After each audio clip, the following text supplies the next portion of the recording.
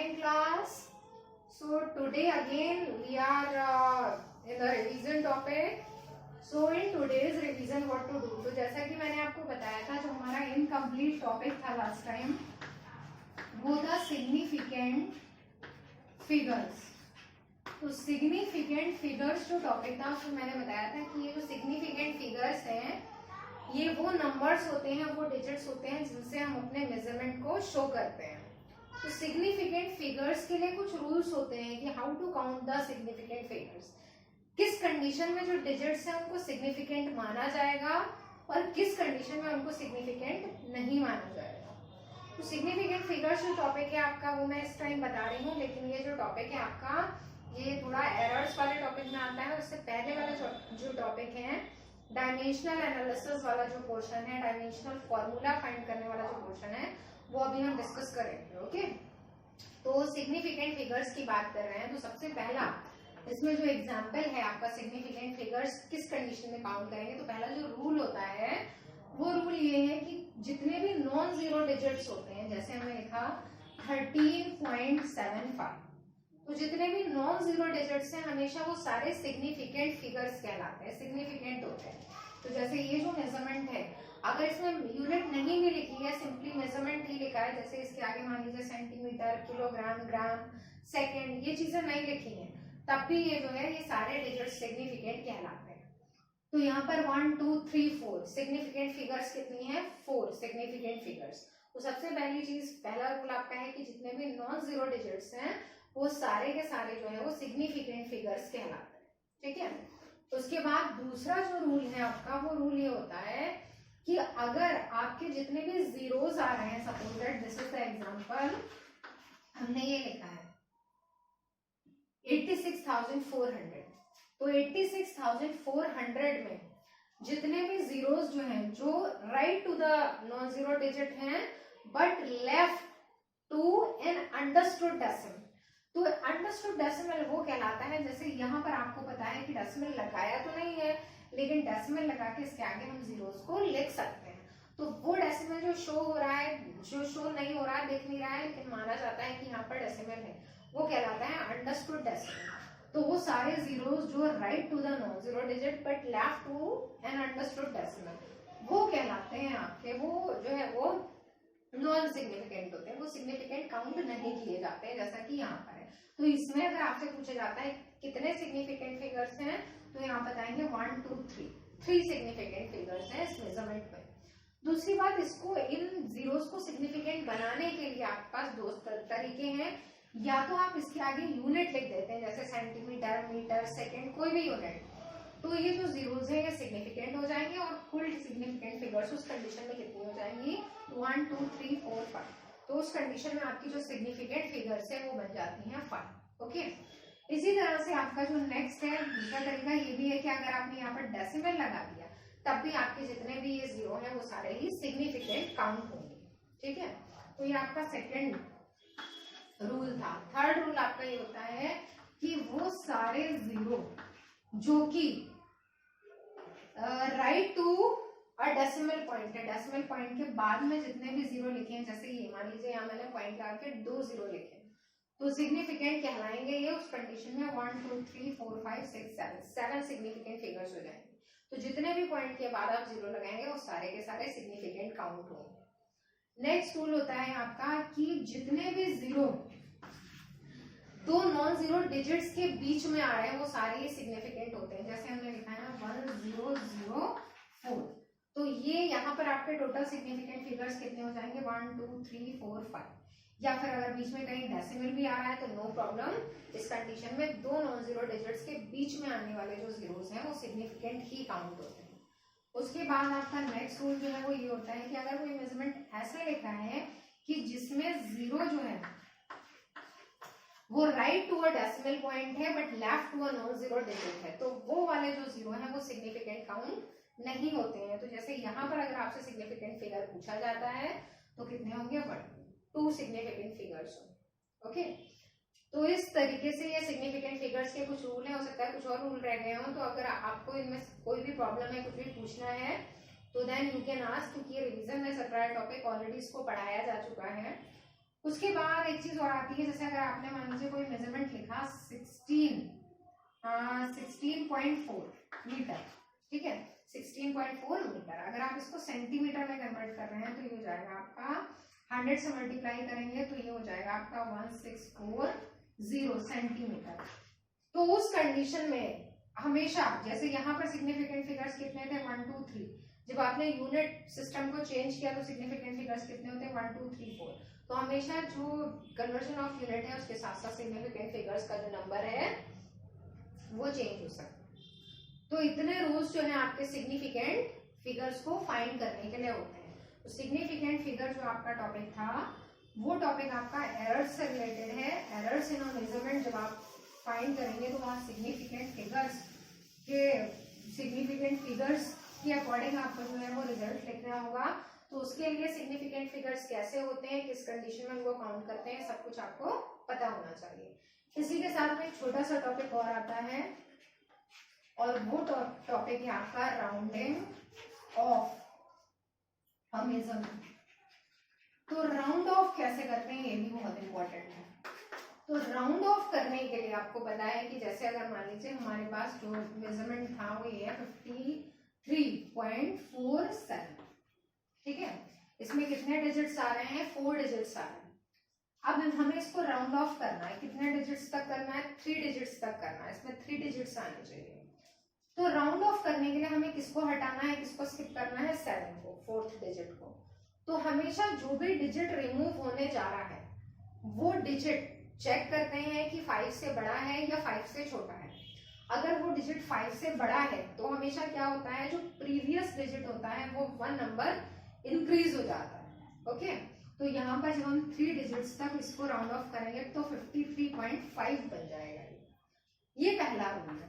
इसी तरह से अगर जिस डिजिट को हमें यहाँ पर रिमूव करना है, मान लीजिए ये होता है 53.44, इसको भी 3 डिजिट्स तक करना था, तो उस कंडीशन में ये बन जाएगा 53.4, क्योंकि ये 5 से छोटा है। तो 5 से बड़ा डिजिट है तो प्रेसीडिंग डिजिट जो है वो 1 नंबर इंक्रीज हो जाता है, 5 से छोटा डिजिट है तो प्रेसीडिंग नंबर एज इट इज रहता है। तीसरा रूल है कि जिसको हम स्किप करने जा रहे हैं, रिमूव करने जा रहे हैं, अगर वो खुद 5 है तब क्या होता है, तो ये है आपका 53.4745 मान लीजिए मैंने लिखा। तो हमेशा ये देखा जाता है इसको भी 3 डिजिट्स तक करना है। तो अगर 5 है वो जिसको हम रिमूव करने जा रहे हैं तो उसको प्रीसीडिंग डिजिट उसका देखा जाता है। तो प्रेसीडिंग डिजिट अगर उसका इवन है तो हमेशा वो ही रहता है जो लिखा है, तो 53.4 क्योंकि ये इवन था। अगर प्रेसीडिंग डिजिट जो है वो ऑड है, जैसे हम इसमें लिखेंगे 53 अगर मैं लिखती हूँ यहाँ पर 35, ठीक है, तो प्रेसीडिंग डिजिट 3 आ रहा है, 3 नंबर भले ही छोटा है लेकिन वो कैसा है, ऑड नंबर है। तो उस कंडीशन में हमेशा प्रेसीडिंग डिजिट जो है वो 1 नंबर इंक्रीज हो जाता है। तो ये आपका 4th रूल था। 5th रूल होता है कि जो आप जो है वो स्किप करने जा रहे हैं, रिमूव करने जा रहे हैं, मान लीजिए आपका मेजरमेंट ये है 4 6 7 5 9 2, तो अब मान लीजिए हमें इसको राउंड ऑफ करना है, और राउंड ऑफ कितने डिजिट्स तक करना है, अभी इसमें कितने डिजिट्स हैं 1 2 3 4 5 6 7 8 डिजिट्स, और हमें राउंड ऑफ करना है मान लीजिए 1 2 3 4 5 6 तक करना है, 6 आने चाहिए। तो अगर यहाँ पर 5 दे रखा है, 5th वाला जो ये वाला नंबर है 6th वाला वो 5 है और वो फॉलो हो रहा है नॉन जीरो डिजिट से, उसके पीछे नॉन जीरो डिजिट्स चल रहा है, तो हमेशा वो नंबर जो है वो 1 नंबर इंक्रीज हो जाता है। तो ये 53.467, ये 5 था ना, ये 6 हो जाएगा क्योंकि इसके पीछे नॉन जीरो डिजिट्स आ रहे हैं। तो इतने रूल्स जो है आपके राउंडिंग ऑफ में यूज होते हैं। तो बेटर होगा क्योंकि एग्जांपल्स की बहुत जरूरत पड़ती है, जहां भी आप लिखेंगे अगर एग्जांपल आपको चाहिए है तो ये एग्जांपल्स आप यहाँ पर लिख सकते हैं। Okay, so note it down.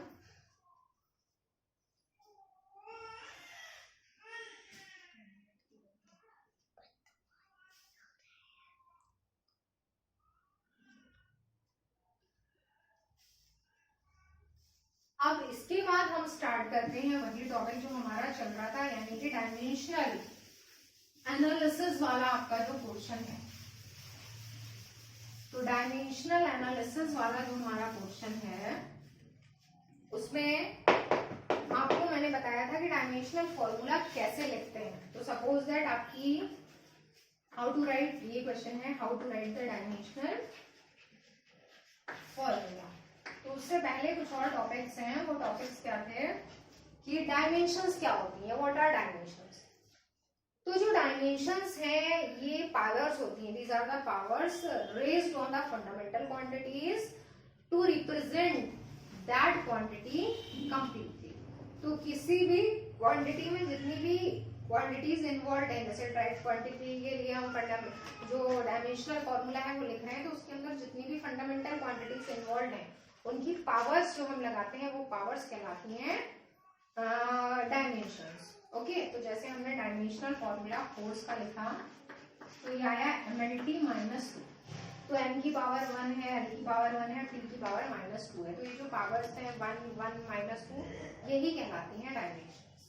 Okay, तो ये जो कंप्लीट सेट ऑफ डायमेंशंस होता है, क्वांटिटी, फंडामेंटल क्वांटिटी प्लस उनकी पावर्स, ये कहलाता है डायमेंशनल फॉर्मूला। क्योंकि इसमें तीन चीजें इंपॉर्टेंट है, डायमेंशंस क्या होती हैं, डायमेंशनल फॉर्मूला क्या है और डायमेंशनल इक्वेशन क्या होती है। तो ये जो कंप्लीट सेट है ये डायमेंशनल फॉर्मूला कहलाता है। प्लस जो डायमेंशनल इक्वेशन है, तो डायमेंशनल इक्वेशन में जो क्वांटिटी है अगर उसके साथ में हम कंपेयर करते हैं डायमेंशनल फॉर्मूला को, इक्वेट कर देते हैं दोनों को, लेफ्ट साइड में क्वांटिटी का नाम और राइट साइड में उसका डायमेंशनल फॉर्मूला, तो ये जो कंप्लीट आपकी इक्वेशन है ये कहलाती है डायमेंशनल इक्वेशन। ओके, अब इसके बाद में क्या करना है, हमें डायमेंशनल फॉर्मूला फाइंड आउट करना है कि कैसे लिखते हैं, या फिर मान लीजिए डायमेंशनल फॉर्मूला गिवन है, ठीक है, इस तरह से लिखना। अब आपको पता लगाना है कि ये कौन सी क्वांटिटी का है, किस क्वांटिटी का ये डायमेंशनल फॉर्मूला है। तो उसके लिए हमेशा मैंने आपको बताया था कि जो क्वांटिटी है जो इंपॉर्टेंट है, जिसका डायमेंशनल फॉर्मूला हर एक जगह यूज होता है, वो क्वांटिटी है फोर्स। तो हमें पता होना चाहिए कि फोर्स का डायमेंशनल फॉर्मूला mLT -2 है। तो हमने यहाँ mLT -2 डायमेंशनल फॉर्मूला जो है इसको यहाँ से सेपरेट कर दिया, mLT -2 को अलग कर दिया। तो हमारे पास क्या बचता है, अब हमारे पास बचता है L, सिर्फ L एक्स्ट्रा बचेगा। तो हमने इसका नाम लिखा फोर्स और इनटू साथ में ये क्या है L, तो लेंथ को हम लिख सकते हैं डिस्टेंस, ठीक है। तो force into distance, F into S, किसका फॉर्मूला होता है, तो ये फॉर्मूला है आपका वर्क डन का, क्वांटिटी का नाम यहाँ से पता चल गया वर्क डन। तो इसी तरह से और भी अदर क्वांटिटीज में जो भी रिलेशन है उसमें से आपको फोर्स को सेपरेट कर लेना। हर एक में जब भी ऐसा क्वेश्चन आएगा उसमें फोर्स का इन्वॉल्वमेंट जरूर होगा, फोर्स को सेपरेट कर लेना है, बाकी क्वांटिटीज को देख लेना है, रिलेट करना है, उसके अकॉर्डिंग हम फॉर्मूला लिख सकते हैं। ओके, उसके अलावा अगर मान लीजिए आपको क्वांटिटीज का डायमेंशनल फॉर्मूला बनाना है, ये बहुत इंपॉर्टेंट स्टेप है, तो उसके लिए आपको क्या पता होना चाहिए, सबसे पहले ये सीरियल नंबर, सीरियल नंबर के बाद में जो क्वांटिटी जिसका कि आपको फॉर्मूला लिखना है उस क्वांटिटी का नाम, उसके बाद उसका जनरल फॉर्मूला, जो उसका जनरल रिलेशन होता है, और उसके बाद में उसका डायमेंशनल फॉर्मूला, ये।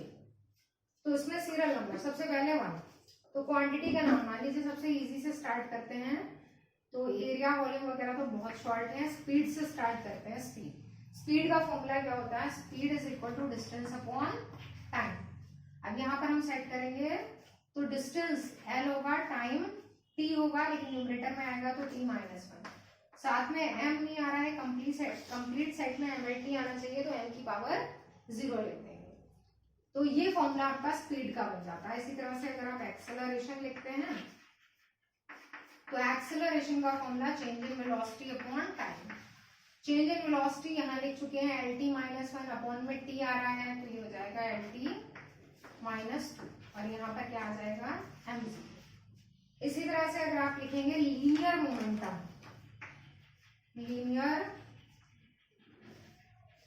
मोमेंटम, तो उसका फॉर्मूला होता है P = mv। तो m जो है वो क्या है मास और v क्या है वेलोसिटी, तो mLT -2। इसी तरह से फोर्थ नंबर पे मैंने लिखा फोर्स, तो फोर्स का फॉर्मूला F = m। m जो है वो मास है और मतलब ए का फॉर्मूला आप लिख चुके हैं LT माइनस। इसी तरह से और आगे बढ़ते हैं तो फोर्स के बाद में आप लिख सकते हैं वर्क डन। तो वर्क का फॉर्मूला होता है W = FS। तो फोर्स MLT माइनस 2 और S मतलब एक लेंथ और आ जाएगी तो L की पावर हो जाएंगी 2। ओके, तो ये आपकी टेबल है। वैसे तो ऑलरेडी आप बना चुकी है, लेकिन मैंने कहा है कि रिवाइज करने में एक बार और फिर से लिख लेंगे तो it is better to understand. तो एक बार इसको नोट डाउन कर लीजिए, या इसमें कोई प्रॉब्लम होती है तो वो भी नोट कर लीजिए ताकि आप उसको पूछ सकें।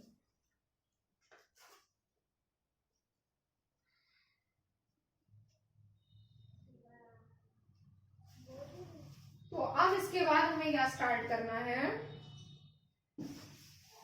अब इसके बाद हमें स्टार्ट करना है इनके एप्लीकेशंस।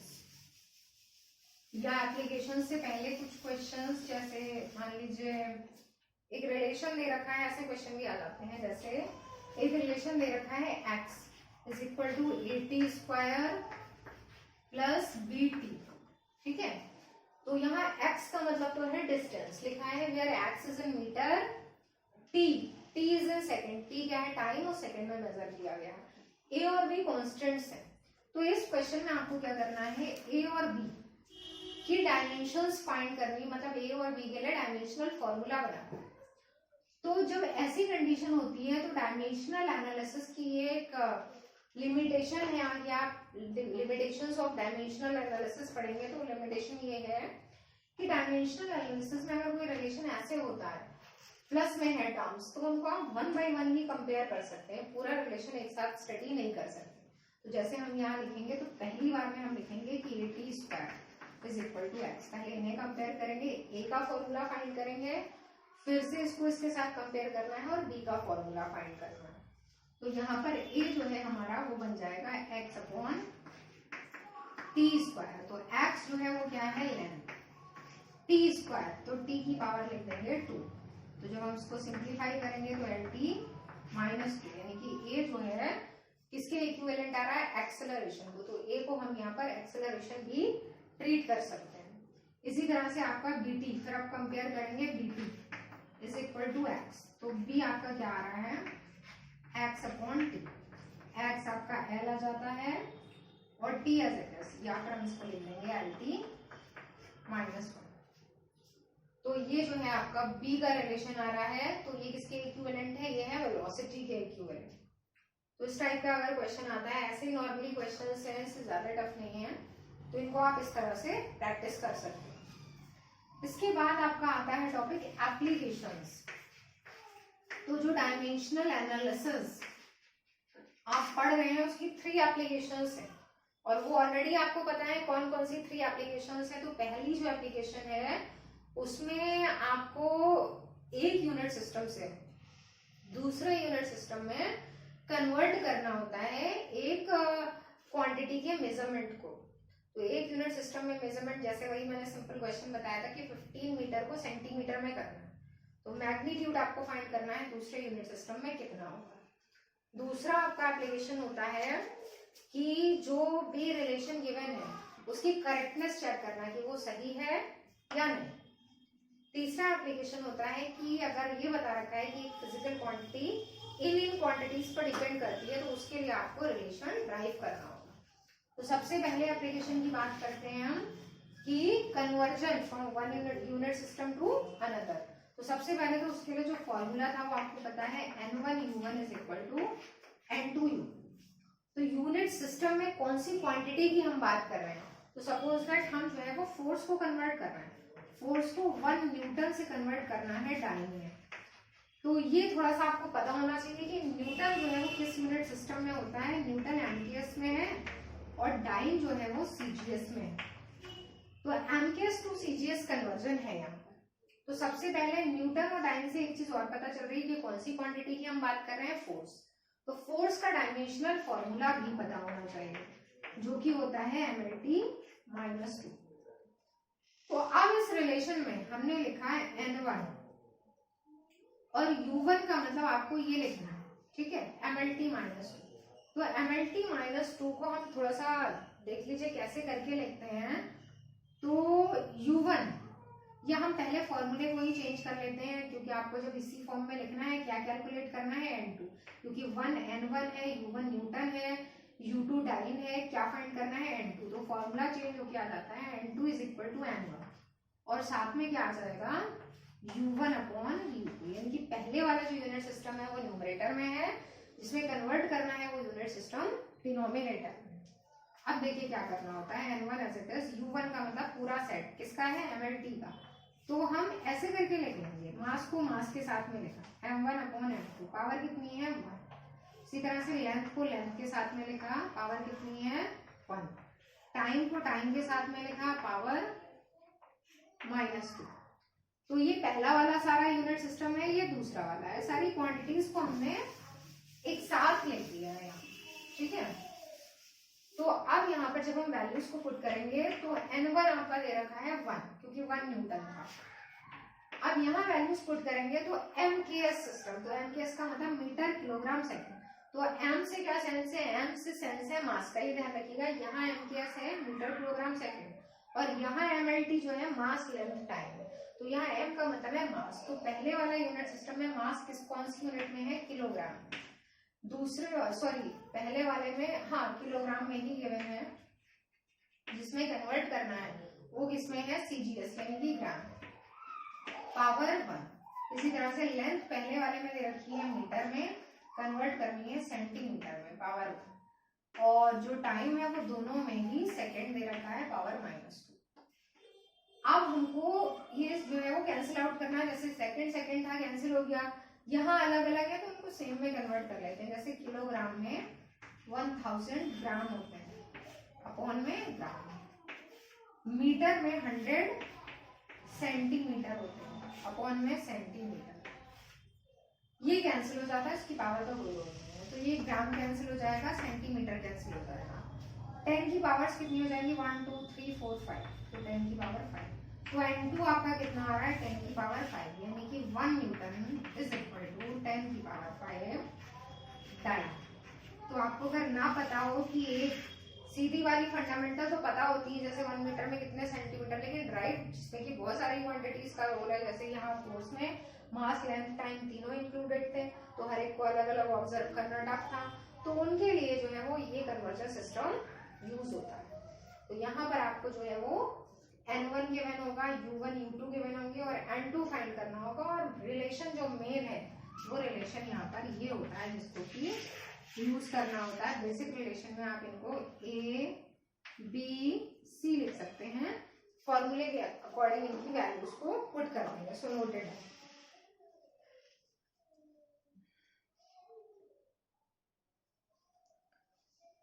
तो ये जो है आपका पहले टाइप का कन्वर्जन था। तो पहले टाइप की कन्वर्जन में और भी रिलेशंस हैं और भी कन्वर्जन्स हैं, जैसे यहाँ जो है हमने कन्वर्ट किया था फोर्स को। इसके अलावा आपको कन्वर्जन्स जो है वो मिल सकते हैं। एक क्वेश्चन आपका ये था कि कन्वर्ट 1 जूल इनटू अर्गन। यहाँ पर क्या होता है ना, कुछ चीजें आपको ध्यान रखनी है, जैसे कौन सा यूनिट सिस्टम है। तो जैसे यहाँ लिखा हमने न्यूटन, तो न्यूटन हमेशा एमकेएस होता है, और जो इसका सीजीएस है वो डाइन होता है फोर्स के लिए। इसी तरह से अगर हम बात करें वर्क की, तो वर्क में जो एमकेएस या ऐसा ही होता है वो है जूल, और जो इसका सीजीएस होता है वो है अर्ग। तो मेनली जो आते हैं वो यही है, तो आपको इसमें चेंज करा सकते हैं फोर्स में न्यूटन डाइन, एक आपको जो है वर्क में चेंज करा सकते हैं जूल और अर्ग। तो इनमें क्योंकि आप बहुत सारे क्वेश्चंस कर भी चुके हैं लाइव क्लास में मैंने कराए थे, तो इनको आप प्रैक्टिस करिए। अगर इनमें कोई भी प्रॉब्लम होती है तो आप पूछ सकते हैं, क्योंकि इन क्वेश्चंस को दोबारा मैं नहीं ले रही हूँ। उनके प्लेस पर हम क्या कर सकते हैं, उनके प्लेस पर हम सेकेंड एप्लीकेशन जो है उसको स्टार्ट कर सकते हैं। तो सेकेंड एप्लीकेशन जैसा कि आपको पता है कि चेकिंग द करेक्टनेस है। तो चेकिंग द करेक्टनेस का क्या रोल है कि जब हमें कोई फिजिकल रिलेशन ऐसा है जो पता है, किसी भी फिजिकल क्वांटिटी का जो रिलेशन है वो हमें पता है कि ये रिलेशन है, लेकिन अगर हम उसके बारे में श्योर नहीं है कि ये रिलेशन सही है या नहीं, तो सपोज दैट एक इक्वेशन हमने ले ली E is equal to mc²। तो आपको कंफ्यूजन है, फॉर्मूला याद रखने में प्रॉब्लम है या कंफ्यूजन है कि c की पावर 2 है या 3 है, क्योंकि ये तो बहुत बेसिक रिलेशन है, हर किसी को पता होगा। लेकिन फिर भी अगर आपको नहीं पता है इसके बारे में, या मान लीजिए एक रिलेशन मैं लिखती हूँ, एक ऐसा रिलेशन जो थोड़ा सा कम नोन है, जैसे E is equal to XC upon lambda, ठीक है। तो यहाँ ये भूल जाते हैं कि मान लीजिए ये जो लैम्डा है मल्टीप्लाई में है या अपॉन में, तो हमें क्या करना है, दोनों साइड डायमेंशनल फॉर्मूला लिखना होता है। तो लेफ्ट साइड में यहाँ एनर्जी है, तो एनर्जी का डायमेंशनल फॉर्मूला किसका होगा, वर्क डन का। ये H प्लैंक्स कांस्टेंट है, C स्पीड ऑफ लाइट है और लैम्डा वेव है। तो दोनों साइड में सारे डायमेंशनल फॉर्मूले लिखे जाते हैं। उसके बाद कंपेयर करते हैं, अगर लेफ्ट और राइट साइड इक्वल आ जाती है तो हमेशा जो करेक्टनेस है उसको जो है वो लिखा जाता है कि this equation is dimensionally correct. और अगर अनइक्वल आते हैं दोनों साइड, LHS और RHS बराबर नहीं आती है, तो वो इनकरेक्ट होती है। तो इस जो एप्लीकेशन है सेकंड, इसको हम स्टार्ट करते हैं नेक्स्ट। ओके, तो अभी आपको ये नोट डाउन कर लेना है। Thank you.